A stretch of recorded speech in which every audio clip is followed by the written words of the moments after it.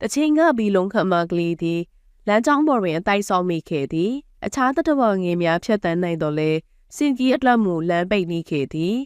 ထူမိုင်းဥဒမြာမှပေါက်ခါစာသားငယ်များချီချော်နေမိကိုစိုးရိမ်တွေးပူသောဘီလုံးခမသည်စင်ကြီးတန်တဲ့ချိန်တောင်ပန်ကအခြားလမ်းကြောင်းမှတွားရန်ပန်ကြားခဲ့တော့လဲစိတ်ထားခတ်ထန်သည့်စင်ကြီးကသမင်ချီနှင်းသွားခဲ့သည်ရလက်အနေထိအတိုက်ထဲမှငှက်ကလေးများတေးဆုံးကုန်ခဲ့သည်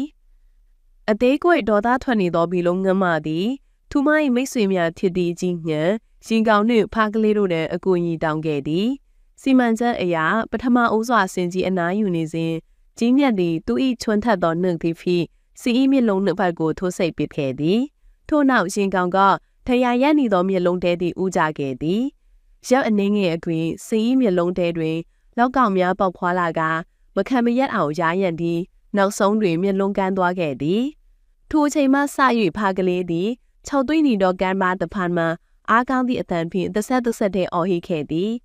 အစာငက်ချေငက်နေပြီးမျက်လုံးကန်းနေရသည့်စင်ကြီးသည်ဖိုး၏အတန်ကိုရေရှိရဟုထင်မှတ်ကလိုက်သွားခဲ့ရာ၆ကမ်းပါထိမ့်မှပြိုလဲကြပြီး၆သွေးသည့်ခြုံချမ်းပင်ကိုဦးဆိုင်ကြရောက်ကအသက်ဆုံးရှုံးရတော့သည်ဤနည်းဖြင့်ဘီလုံးခမနှင့်ထူမိုင်းမိတ်ဆွေများသည်တားငယ်များ၏တည်ဆုံမှုအတွက်လက်စားကျိတ်မှုကိုပြီးမြောက်အောင်ဆောင်ရွက်နိုင်ခဲ့ကြသည်